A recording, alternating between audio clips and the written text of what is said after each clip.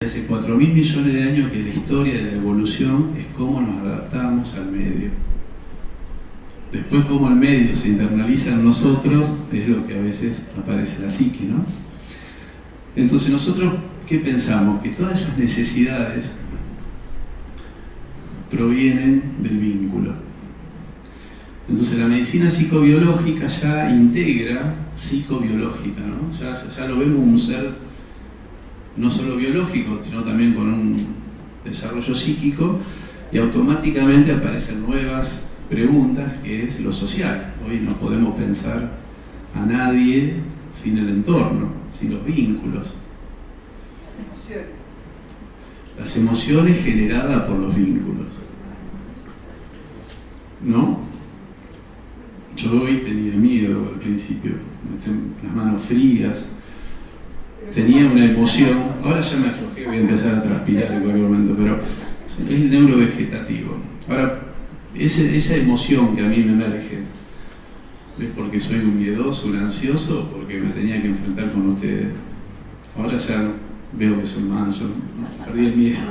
Ahora está Fernando, una cosa que me protege. Bueno, pero es siempre esa... Entonces, ¿cómo nos empezamos a pensar en relación a los vínculos? Porque hoy está, también muy en boga que la enfermedad es por una emoción. ¿Y la emoción quién la dispara? ¿Quién genera la emoción? Es el huevo de la gallina, claro.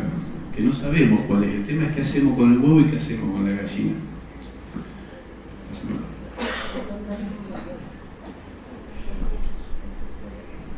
Me dice Fernando, ¿y vos, Diego, con qué herramientas trabajás en el consultorio? Yo digo, tengo tetoscopio, tomo la presión, tengo el martillo para los reflejos. Aparte me gustan los aparatos a mí, ¿no? Saben, algunos que me conocen, tengo muchos aparatos. Tengo electrocardiógrafo, ecocardiograma. Dice, la palabra, sí, hablo. Vivo hablando con las florcitas. Y ahí otra vez me herida a resanar leyendo y estudiando cómo es este tema del lenguaje, ¿no? Pero en la facultad nunca no hay una materia de lenguaje en la facultad. Existe la carrera de fonoaudiólogos, pero son los que te enseñan a pronunciar bien la R, te hacen hacer ejercicio, pero el lenguaje no entra en la carrera de medicina. Menos el corporal. ¿Cómo? Menos el lenguaje corporal. Menos el lenguaje corporal. No, el lenguaje corporal a veces en la semiología te dicen que si el paciente está así es porque tiene algún dolor, seguramente. O así puede tener un problema de cadera. Pero bueno, ese es donde venimos. Digo para que sea un poco compasivo con los médicos. Entonces, nosotros ya no hablamos de enfermedades, ¿no? Sino empezamos a hablar de programas especiales de supervivencia o programas de emergencia biológica transitoria. En este cambio del lenguaje se genera una conciencia de lo que está ocurriendo y no de lo que debería ocurrir. Porque la enfermedad es porque yo no tendría que estar enfermo, tendría que estar sano. Por eso el paciente dice, yo debería haber hecho tal cosa, no tendría que estar así, si yo no estuviera de esta manera, etc. Ahora, si le decimos a un paciente que somos como esos aviones que venimos y de golpe entramos en una tormenta y no vemos nada, no sabemos qué hacer, y el piloto prende un programa de emergencia para poder salir de la tormenta, creo que es un cambio muy distinto, ¿no? Entonces ya no estoy enfermo, estoy tratando de sobrevivir. Entonces ese paciente con la ciatalgia así agachado está queriendo sobrevivir. Entonces, ¿por qué le vamos a sacar la ciatalgia? ¿Tenemos plan B? Porque ahí el dueño del avión me da el comando a mí del avión. Yo voy a desactivar el piloto automático y no sé para dónde ir. Tengo claro yo el panorama, yo salí de la tormenta, conozco la tormenta en la cual el otro está metido, ¿Quién le genera la tormenta?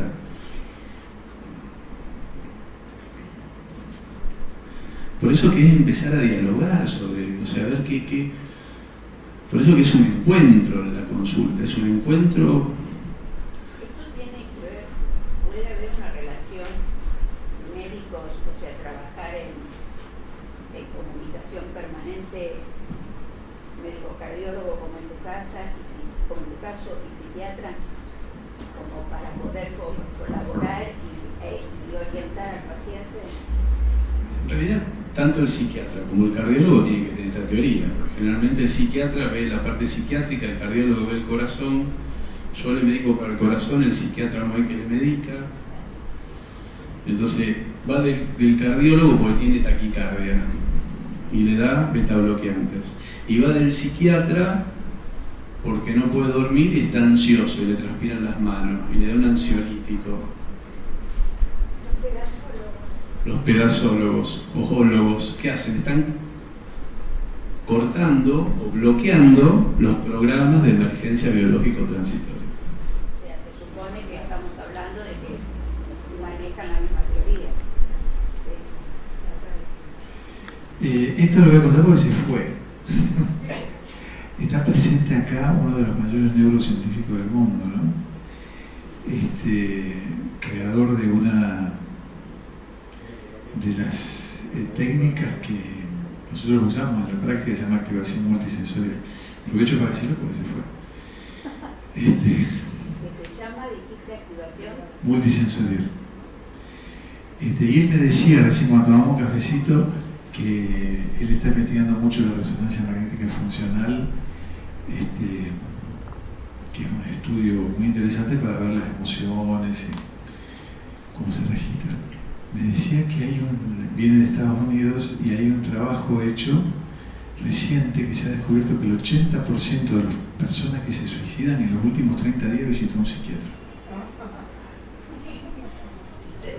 Perdón. Hay psiquiatras también, acá yo meto la pata cada rato. Pero por supuesto, Andrea es divina. Lo digo porque estamos en pañales en todos lados. Yo escucho las preguntas y me sonrío, ¿no? Porque recién mi amiga decía si el médico tenía que hacer coaching psicológico.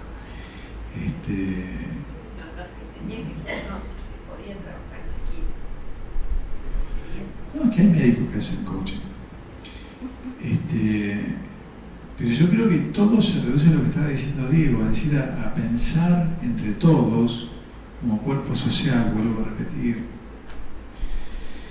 Si podemos pensarnos como cuerpo, no vamos a pensar, me curé del hígado, me curé del estómago, me curé de la cabeza. Vamos a seguir pensando así, entonces vamos a recurrir al cardiólogo para que cure el corazón. Si toda esa estructura no estará mal hecha, quiero decir. Porque con esta estructura no nos está yendo bien, Es decir, usted sabe que las estadísticas, decía Perón, que las estadísticas son para los giles, decía, ¿no? Y Hammer decía que se puede decir que hay más autopistas porque hay más autos, se puede decir que hay más autos porque hay más autopistas.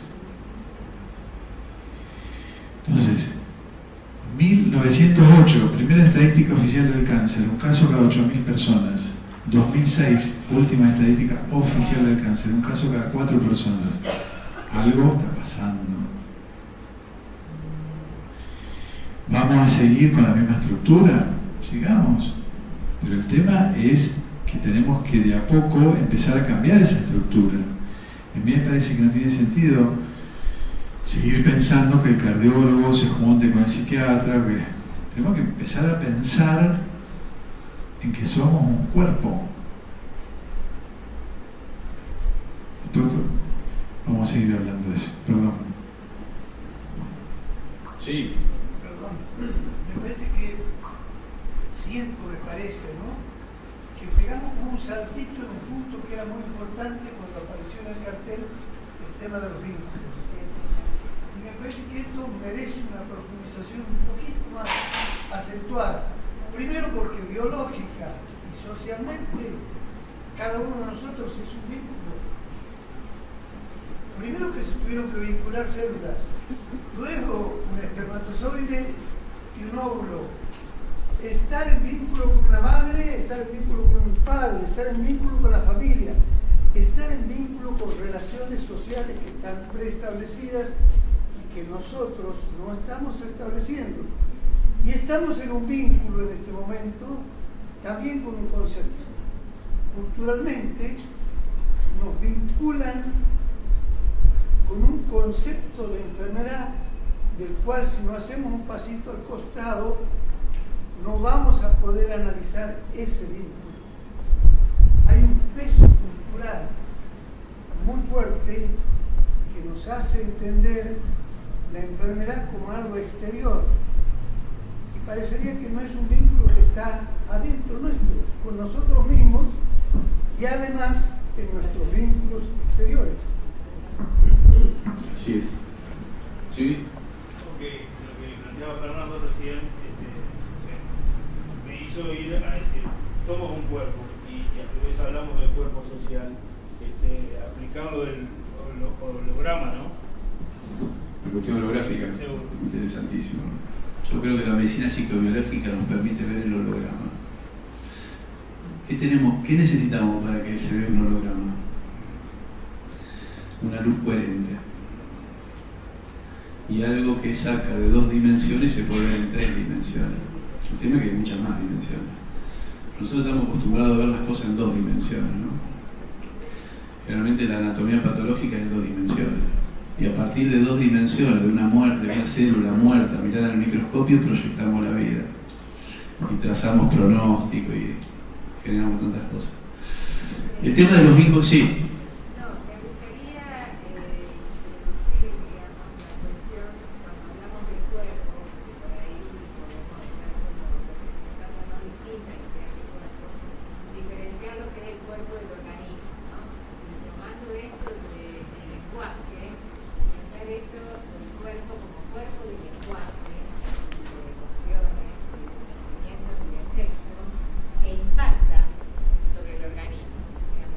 Los órganos.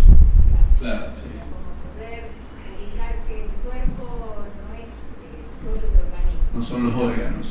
Son los órganos más algo nuevo que aparece en una idea de cuerpo. Y un cuerpo erótico. Así. En el sentido del erotismo como el amor que sostiene al cuerpo como cuerpo viviente. Cuerpo habitado.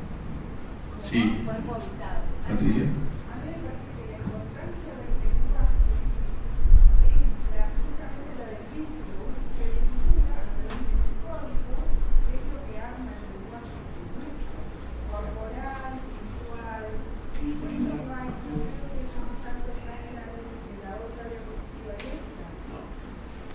¿Para qué aparece el lenguaje? Para vincularlo, ¿Para qué el hombre aprendió a hablar? Para comunicar. Es una herramienta de comunicación para resolver necesidades en común. Nosotros conocemos el lenguaje, esto que hablamos. Ahora, entre las células hay un lenguaje que se puede medir a través de la química, que son las citoquinas, por ejemplo. Son estructuras moleculares en las cuales las células le mandan una molécula para informarle de que tenemos que resolver tal necesidad. Y también las células de hoy tienen celulares inalámbricos. O sea que hoy las vías de comunicación y las vías del lenguaje van por muchos lugares. O sea, hay un lenguaje gestual, hay un lenguaje químico, hay un lenguaje físico. Los celulares, las células son celulares, ¿no? Y hay, bueno, hoy desde la física, hay ventanas electroacústicas que se ven que las células hablan en un ancho de banda y se comunican y plantean cuáles son las necesidades que tenemos que resolver las 500.000 millones de células que formamos este cuerpo, este organismo. Uno de los saltos más grandes de la evolución fue cuando dejamos de ser células unicelulares y pasamos a ser pluricelulares. Y las células nunca dejaron de ser chiquititas. Se dieron cuenta que para sobrevivir era mejor ser chiquititas y asociarse. Y junto con el otro, en este proceso evolutivo, hoy es que somos una cooperativa de millones de células tratando de sobrevivir y de adaptarnos y seguir viviendo. Pasame la otra, ¿no? Por eso que todo esto, lo que también nos permite esta mirada es ir de lo biológico, de la evolución, a lo social. ¿Qué herramientas tenemos desde lo que nosotros percibimos, que es lo sensorial? Porque el conocimiento es un proceso que va de lo sensorial, después se generan conceptos, se generan abstracciones, eso se transmite. Entonces, por eso le hablamos de la práctica, de lo que sentimos, y a eso le sumamos conceptos y vemos que se repiten, etcétera, etcétera. Entonces acá hay una resignificación de la enfermedad. Acá no es más la lucha contra la enfermedad, sino que es la observación de que el vínculo con los otros, en ese vínculo, se activa un programa cerebral que necesita de los otros para ser superado. No hay enfermedad sin vínculo y no hay curación sin vínculo. Entonces, en ese cuentito del conejo, me acuerdo que dice, bueno, está bien, muy lindo el cuentito, pero ¿y cómo curamos al conejo? Ese conejo que está paralizado. Entonces uno decía, bueno, le ahuyentamos los lobos, otro le tiramos piedrita al conejo. Ahora me acuerdo que en el grupo muy pocos dijeron, a veces el conejo no puede hacer más nada. Hay que alzarlo, sostenerlo, porque por eso tenemos que entender qué le está pasando al conejo. El conejo está queriendo sobrevivir. Y un tema de que nosotros la enfermedad la vemos como el conejo. El tema de los lobos. ¿Dónde están los lobos?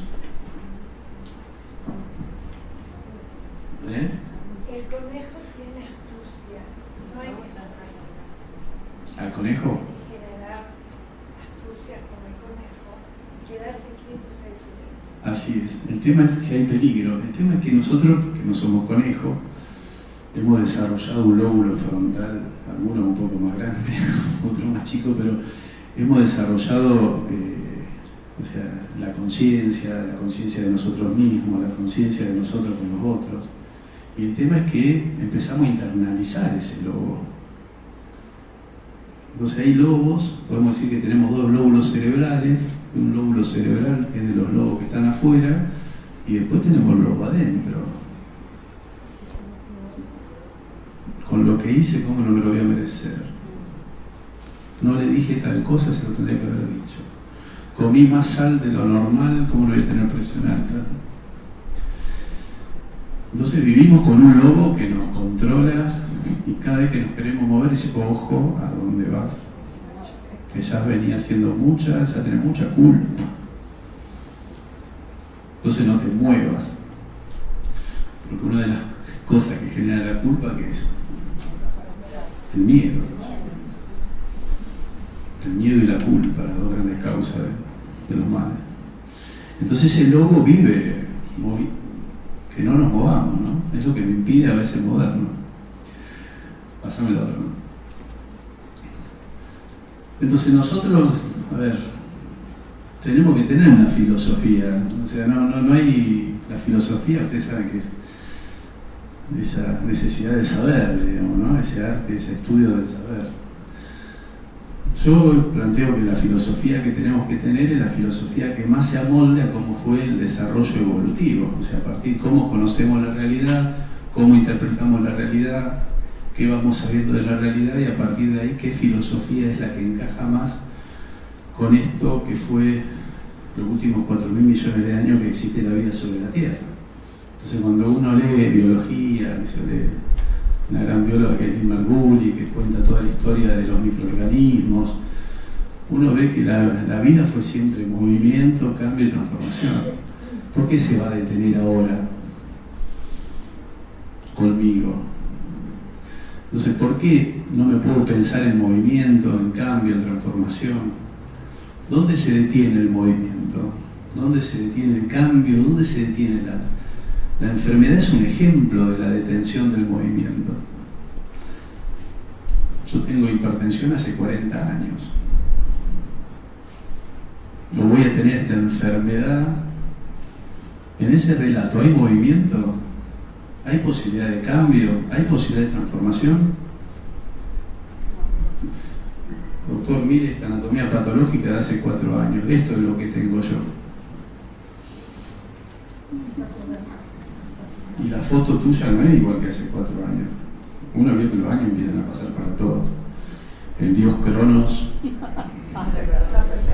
es el dios de la impotencia, como dicen. A todos nos pasa, pero nosotros tenemos ideas. Entonces, ¿cómo generamos el conocimiento? ¿Pensamos en movimiento, en transformación, en cambio? ¿O pensamos fijo, estático, en fotos? Los diagnósticos no son fotos. Y a partir de ahí me trazan la ruta. Yo digo, alguno de acá pensará, decir, bueno, pero hay que hacerse estudios, no hay que hacerse estudios, es una de las grandes preguntas que me hacen los pacientes.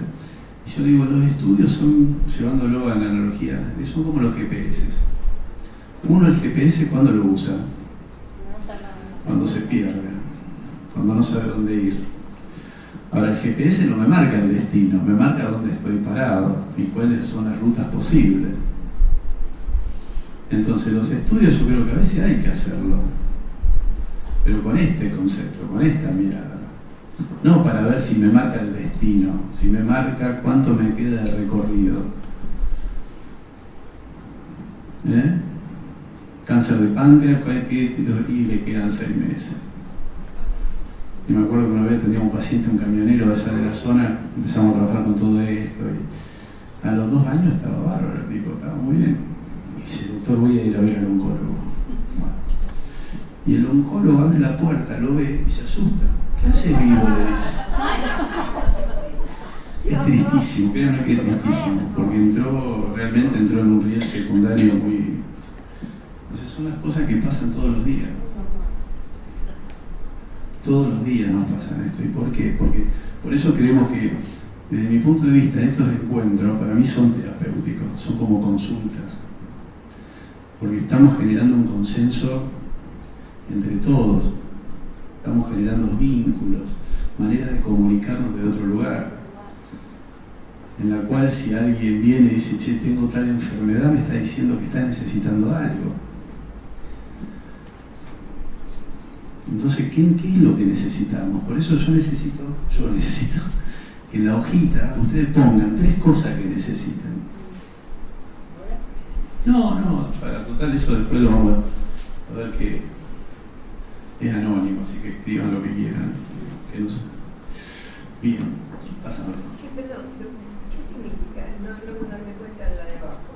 ¿Cuál es el mensaje? El código de barra.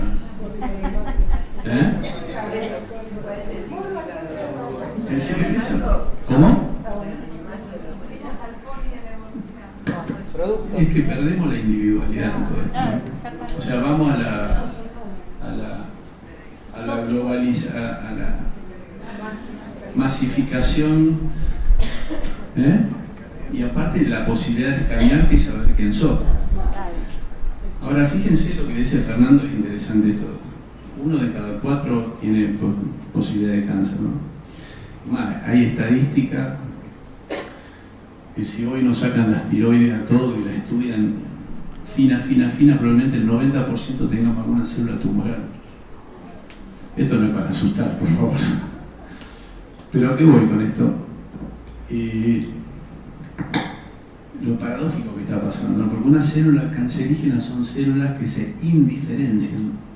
Cuando uno lee una anatomía patológica, células que no se parecen al resto,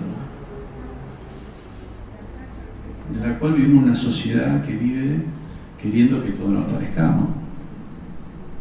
Ante tanta diferenciación aparece la indiferenciación. Y la evolución, una de las claves de la evolución es que todos tengamos una huella digital distinta.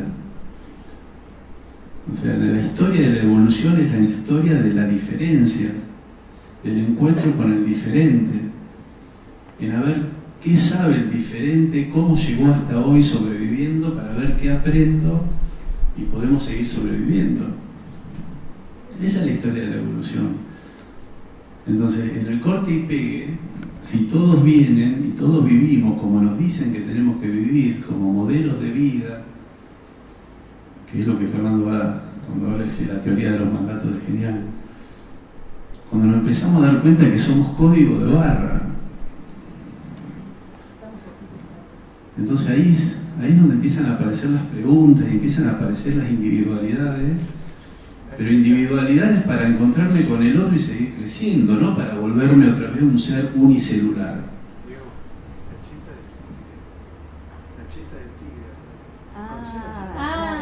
De Nordelta. La que estaba circulando.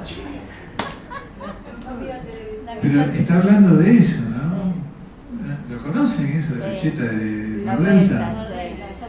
Vos, Elena, está en una cápsula. ¿Dónde vivía? Que se filtró un video que se hizo viral, un audio en realidad, donde una mujer que vive en Nordelta, yo no sé lo que es Nordelta, pero debe ser un barrio privado, ¿no? Sí, barrio Norte. Tigre. Estaba hablando con una amiga y le dice, no es que yo haga diferencia, me acordé de eso, indiferenciado. Pero yo no entiendo cómo esta gente toma mate con una reposera como si estuviera en la Bristol. Dice, no está acostumbrada a este tipo de barrios. Se ve que vienen de barrios en donde lo visual no es importante. Y sigue diciendo, yo soy cirujana, dice, y no es que yo me crea más que los otros, pero empieza a hablar de sus diferencias con los otros, ¿no? Bueno, lo interesante es que en una sociedad en donde lo inmediato es tan importante y se viralizan cosas tan pelotudas realmente, es decir, uno ve, no sé, todos estos días donde uno paraba en un bar veía a Giselle Rímolo. ¿Qué importancia tiene eso en la sociedad, digo yo? ¿No es más importante que se muere un niño de hambre cada 15 minutos? No, parece que no. ¿Cómo nos manejan socialmente la información? Es decir, no nos damos cuenta además, porque nos están bombardeando permanentemente con información, meten preso a uno, sacan a otro. Pero esas células que Diego decía que son indiferenciadas. ¿Qué significa indiferenciadas? Que no logran una forma específica como la biología está esperando que se logre, es decir, que sean de pulmón, por ejemplo, o de estómago. No, son indiferenciadas, no son ni de pulmón ni de estómago. El término es bastante confuso, ¿no? Porque indiferenciada parece que dijeran que fueran o diferentes, claro, o no diferentes, pero en realidad no, en medicina indiferenciado significa que no alcanzan la madurez, la especificidad de su función. Entonces, ¿eso cómo lo podemos relacionar socialmente?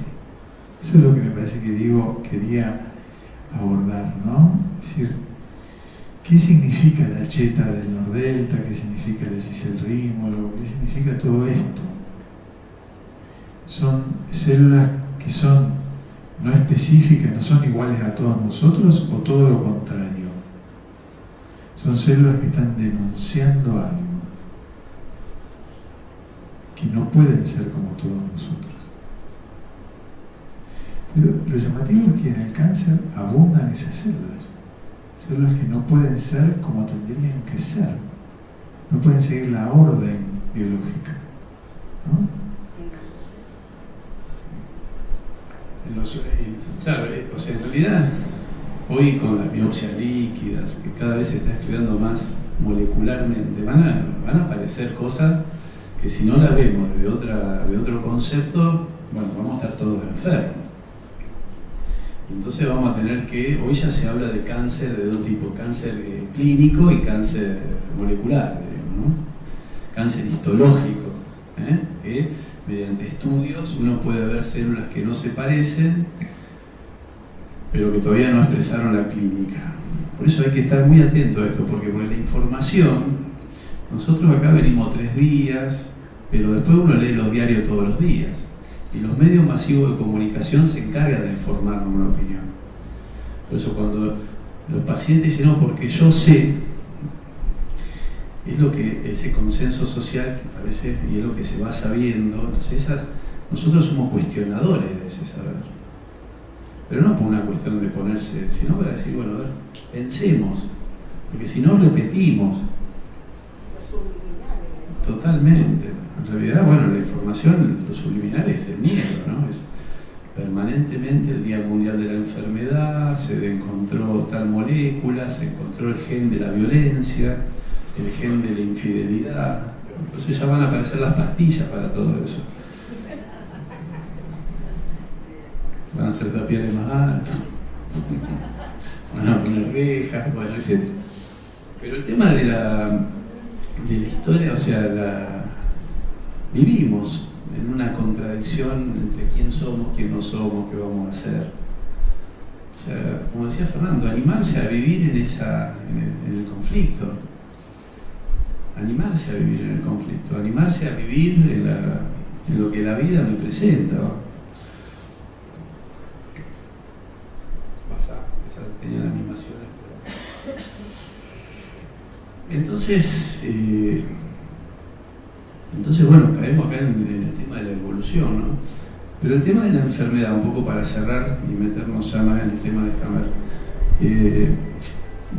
Mi mujer es profesora de historia. Cuando estudiábamos historia, estudiábamos el tema de cómo los soberanos, en la época de los reyes, los soberanos tenían el derecho a la vida y la muerte de la gente. ¿Sabían ustedes? Con la guillotina, ¿no? En realidad tenían derecho a la muerte, no a la vida. Y el pueblo que hizo, o sea, las células que hicieron, se agruparon, se organizaron y le cortaron la cabeza al rey, ¿no? Y a partir de ahí dijeron, bueno, ahora tenemos que elegir un soberano. Un soberano que se encargue de la vida. Por lo tanto, el soberano empezó a estudiar los parámetros de la vida, que es donde empiezan a aparecer las grandes clasificaciones de enfermedad. En Francia, después de la Revolución Francesa, empiezan a estudiar ciertos parámetros y le empiezan a poner nombres. Entonces todos los pacientes que venían con las manos hinchadas y las manos deformadas y con dolor pasaban a tener artritis. Después reumatoidea. Empezaban a ponerle nombres a situaciones que presentaba un grupo de la población. Entonces ahí empieza a emerger este concepto de enfermedad, ¿no?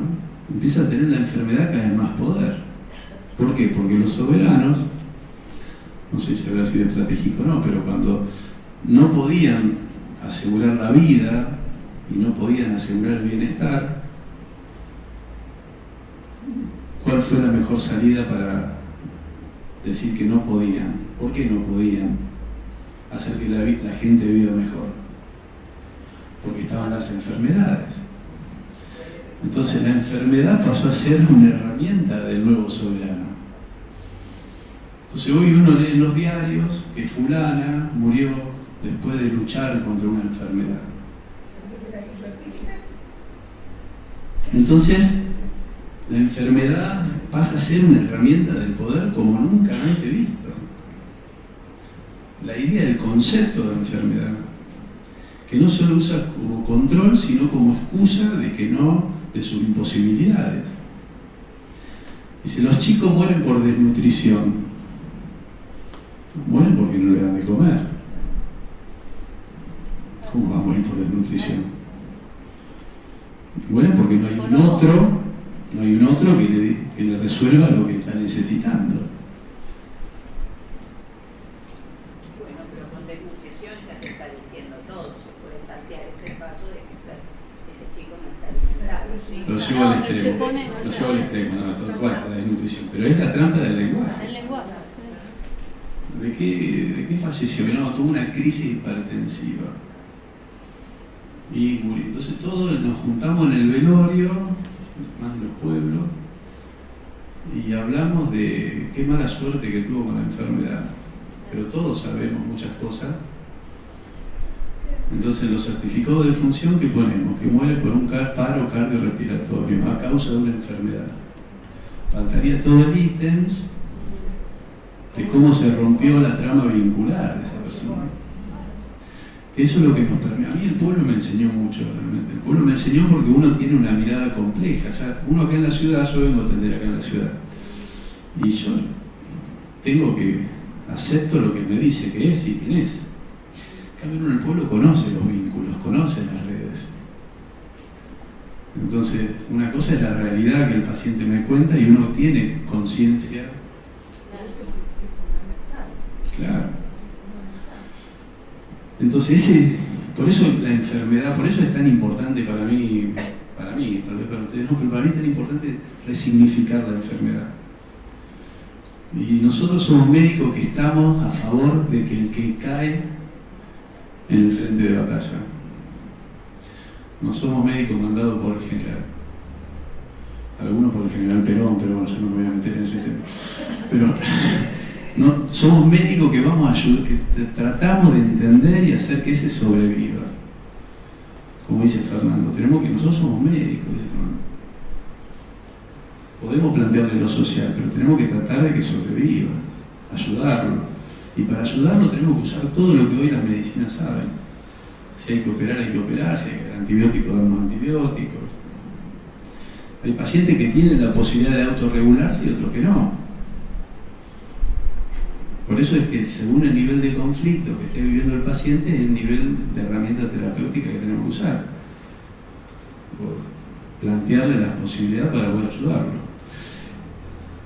Entonces, lo de que estas son fotos bien de Hammer, creo que la foto de la derecha abajo es un resumen muy interesante de todo lo que es la teoría. Muchos de ustedes ya lo deben saber, lo deben haber estudiado, está en un montón de bibliografía.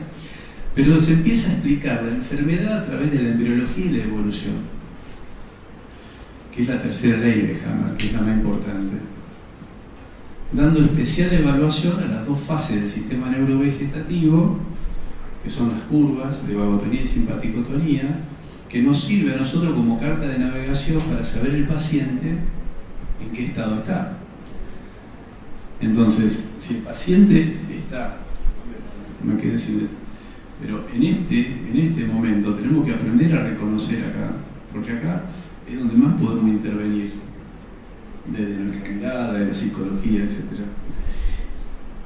Y cuando llega, cuando está en vagotonía, a veces tenemos que acompañar y ayudar a que en algunas enfermedades, las enfermedades comunes, no complique la supervivencia de la vagotonía. O sea que en la segunda fase, nosotros usamos mucho, yo principalmente, tener la cronoterapia. ¿Conocen la cronoterapia? La terapia del tiempo. Como si una gripe se cura en 7 días. Acompañarlo en esos 7 días para que pueda resolver lo mejor posible. Y lo explica a través de la embriología. ¿Por qué? Porque lo magnífico de la biología es que nosotros en los primeros 9 meses, ¿dónde lo pasamos los primeros 9 meses? En la panza, en un lugar líquido. En los primeros 9 meses repetimos lo que fue toda la historia de la evolución. No toda en realidad, porque realmente empieza a aparecer desde que aparece la célula sexuada. La célula sexuada aparece cerca de 2.000 millones de años después que aparecen las primeras células. Entonces, en esos 9 meses nosotros vamos repitiendo todo lo que fue la evolución, todo lo que hicimos para sobrevivir. Pásamelo. Entonces, el tratamiento de los cambios orgánicos y funcionales se va a basar en la comprensión de las causas y el desarrollo de los mismos, pudiendo utilizar cualquier instrumento de las otras medicinas. Pásamelo otro. Acá la prevención, porque algunos dicen, bueno, ¿ustedes cómo previenen la enfermedad? La prevención de estos procesos, fíjense que hablamos de procesos, la idea de proceso ya me da idea de posibilidad de movimiento. La enfermedad ya me plasma una situación. Exige un cambio en la forma de ver la realidad, en donde todos como sociedad entendemos que cada persona que ha activado ese programa de emergencia debe ser ayudada a cumplir con el mismo o inactivarlo de acuerdo a los riesgos que el programa propone. El sentido de la enfermedad es seguir evolucionando como seres vivos, seguir complejizándonos, poder seguir pudiendo resolver junto con el otro las necesidades cambiantes de un sistema, de un medio externo. No nos podemos pensar más como un ser biológico o psicobiológico, sin el medio, sin el entorno. Cuando en un sistema complejo nosotros analizamos una parte y nos ponemos a estudiar esa parte, como el tiempo continúa, cuando queremos meter esa parte otra vez en el tiempo ya es tarde. Y esto es, hay un físico que habla de esto muy lindo, que es David Bohm, donde habla de la totalidad y el orden implicado, que habla de eso, que en cada instante, en cada momento, en cada molécula, en cada pensamiento está el todo. Y nosotros, para poder llegar a este nivel de comprensión, es el resumen de los últimos millones y millones de años.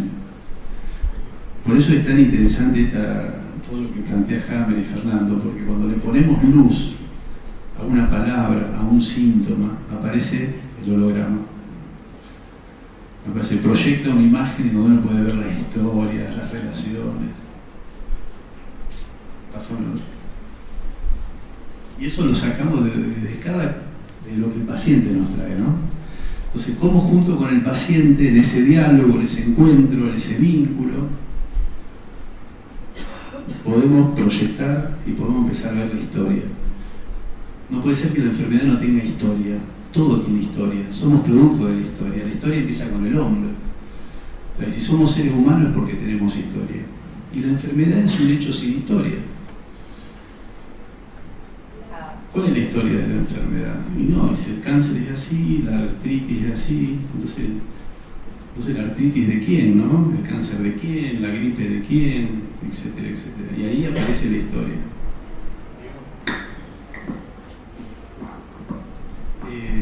Vamos a hacer un paréntesis acá porque son 2:30. Empezamos un ratito más tarde, por eso seguimos un poquito más tarde. Vamos a tratar de ser puntuales, empezar a las 3 de la tarde.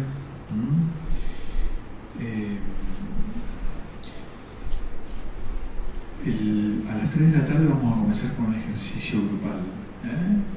Así que me gustaría que estuvieran todos.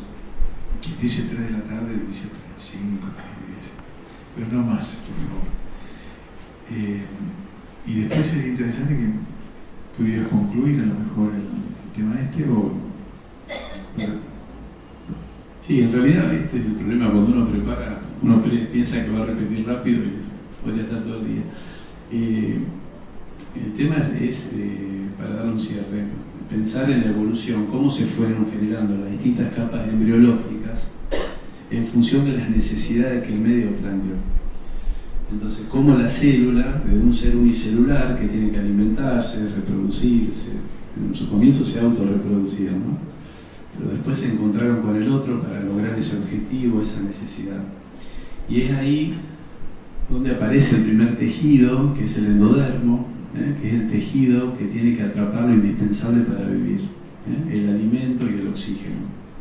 Eso en el ser biológico. Ahora, en el ser humano, ¿qué es lo que necesitamos para vivir?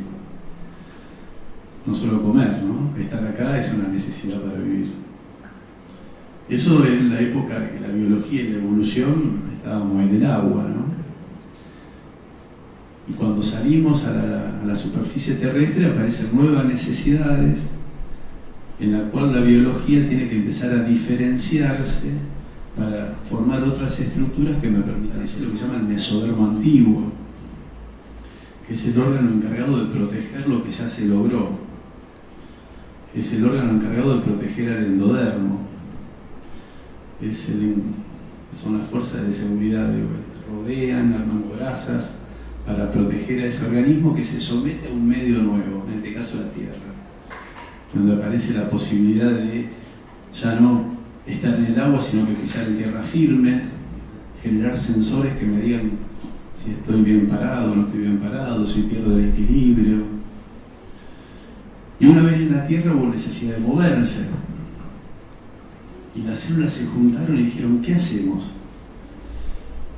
Hay poca comida, necesitamos comer. ¿Cómo resolvemos esto? Y ahí que las células resolvieron que algunas células se empiecen a especializar en un trabajo distinto y de a poquito se fue desarrollando lo que es el mesodermo moderno, que es todo el aparato de logística, es el aparato que se sube al hombro, al mesodermo antiguo y al endodermo y lo lleva a nuevos lugares, a conquistar nuevos espacios para poder lograr las necesidades. Y ahí aparecen los músculos, los tendones, los huesos, las articulaciones. Aparece un músculo que tiene que bombear más sangre para que todos tengan sangre calentita, que es el miocardio. Entonces, esas necesidades y esas respuestas biológicas es donde después todas las demandas socioculturales, según el concepto, se van impregnando en cada tejido. Entonces después esos millones de células que lograron agruparse y formar un organismo, empezaron a encontrarse con otros que tenían esa misma necesidad y empezaron a decir, pero si juntamos las dos necesidades, si nos juntamos podemos resolver mejor, pero tenemos que tener identidad. Entonces aparece la última capa, que es el ectodermo. Y el ectodermo es la capita embriológica que me empieza a dar identidad, que me empieza a diferenciarme del otro para ver cómo crecemos juntos. Entonces es donde aparecen los tejidos, la sensibilidad más fina. Entonces cada momento de la evolución, en función de las necesidades generadas por el vínculo, en principio con el vínculo de la naturaleza, es que los seres vivos lograron sobrevivir. Hasta que llegamos en un momento de la evolución que también las necesidades de alimentarse hubo que tengamos que dejar las selvas y empezar a caminar en dos patas, y ya empezamos a caminar más erguidos, empezamos a tener las manos más libres y empieza a desarrollarse un nuevo órgano, podríamos decir, que es la mano, el pulgar, y con ahí empieza la posibilidad de trabajar y aparece algo nuevo en la historia de la evolución, es que el ser vivo empieza a modificar la naturaleza en función de lo que necesita. Ya no se adapta pasivamente, sino que a través del trabajo empieza a modificar en función de lo que necesita. Empieza a usar lo primero que aparece son las herramientas de caza y pesca. Entonces empezamos a cazar y ya empezamos a quedar en un lugar, etc. Eso lo vamos a desarrollar más a la larga. Pero es un poco para la introducción, ¿eh? Gracias.